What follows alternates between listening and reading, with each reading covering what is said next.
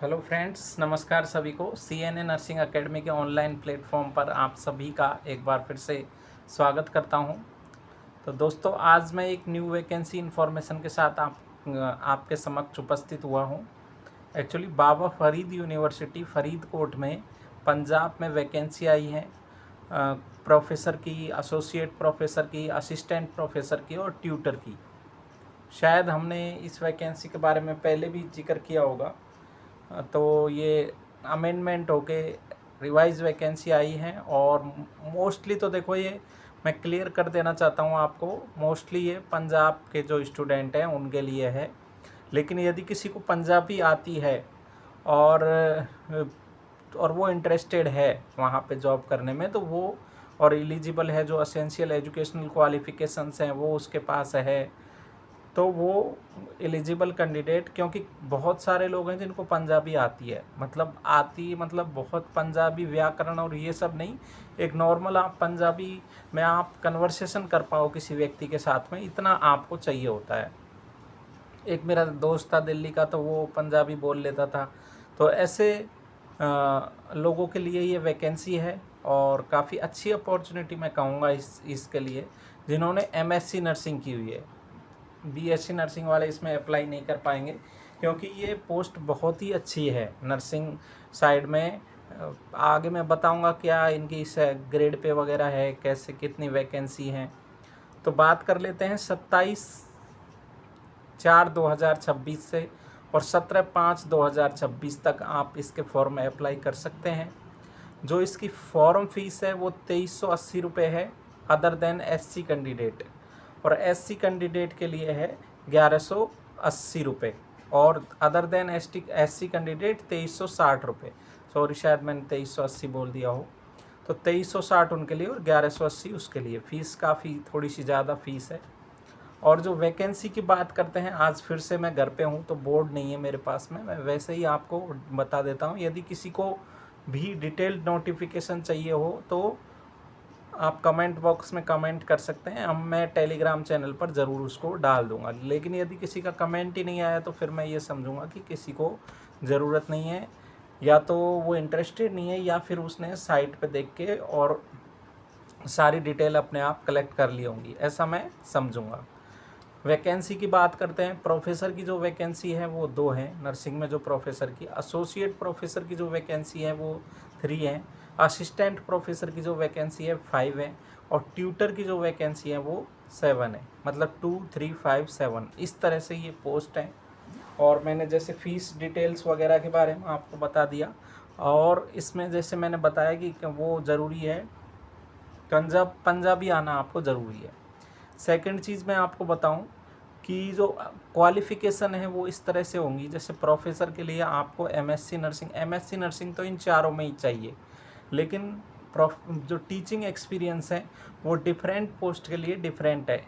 जैसे प्रोफेसर के लिए MSc नर्सिंग प्लस 12 ईयर्स का एक्सपीरियंस आपको चाहिए होगा टीचिंग का। टोटल जो एक्सपीरियंस है वो 12 ईयर्स का आपको होना चाहिए।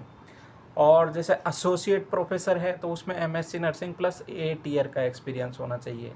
असिस्टेंट प्रोफेसर है MSc नर्सिंग प्लस 3 ईयर्स का आपको टीचिंग एक्सपीरियंस होना चाहिए। और ट्यूटर के लिए आपको MSc नर्सिंग होना चाहिए, तब आप इस फॉर्म को अप्लाई कर पाओगे। साथ में इन्होंने कुछ एज क्राइटेरिया भी दिया है।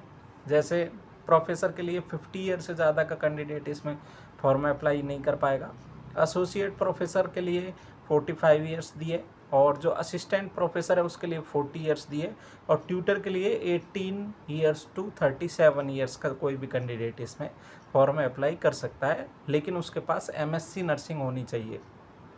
कई बार हम जॉब्स में कहते हैं कि MSc नर्सिंग करने का क्या फ़ायदा है, MSc नर्सिंग से कोई हमको एक्स्ट्रा पेमेंट नहीं मिल रही, कुछ बेनिफिट्स नहीं मिल रहे। लेकिन ध्यान रहे कि इस तरह के यदि आपके पास अपॉर्चुनिटी आती है, कई बार जैसे अभी हम पब्लिक हेल्थ नर्सिंग ऑफिसर हैं, तो कभी जैसे अभी MP में निकली थी public health nursing, chief public health nursing officer की वैकेंसी निकली थी, और उसमें एक्सपीरियंस मांगा था MSc नर्सिंग के साथ में।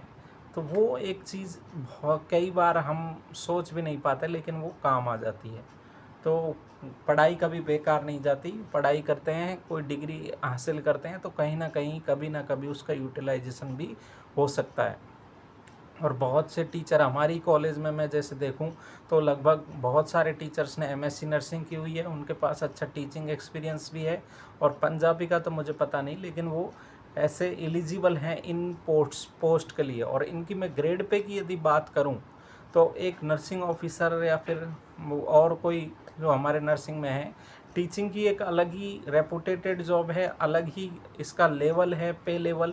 तो ट्यूटर की 5400 ग्रेड पे है, इसमें असिस्टेंट प्रोफेसर की ट्यूटर की 4800 ग्रेड पे है, असिस्टेंट प्रोफेसर की 5400 ग्रेड पे है, एसोसिएट प्रोफेसर की 6600 ग्रेड पे है, और जो प्रोफेसर लगेंगे डायरेक्ट उनके 7800 ग्रेड पे है। तो आप सोच सकते हैं कि कितनी अच्छी नौकरी है ये। एक एज के अकॉर्डिंग जो पे स्केल उसको मिलना चाहिए, वो यहाँ पे एक अपॉर्चुनिटी है। हमारे प्रिंसिपल सर थे, उनको शायद जैसे उन्होंने एमएससी नर्सिंग की हुई थी मेडिकल सर्जिकल नर्सिंग में, तो उनके पास एक बहुत अच्छी अपॉर्चुनिटी है, बशर्ते उनको पंजाबी आती हो। तो ये चीज़ें मैंने आपको बता दी। इसकी जो last date cut off date रहेगी कि यहाँ से आपकी एज वगैरह कैलकुलेट होगी।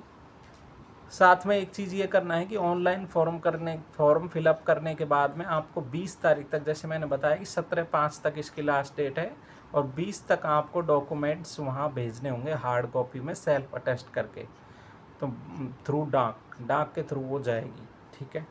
और पंजाब रजिस्ट्रेशन काउंसिल होना चाहिए, पंजाब में रजिस्ट्रेशन काउंसिल में रजिस्टर्ड होना चाहिए। एनओसी यदि कोई पहले से जॉब कर रहा है तो जो प्रेजेंट डिपार्टमेंट है उससे एनओसी आपको लेनी होगी। साथ में इंटरव्यू होंगे, इसमें इंटरव्यू बेसिस रिक्रूटमेंट है, एग्ज़ाम नहीं होगी।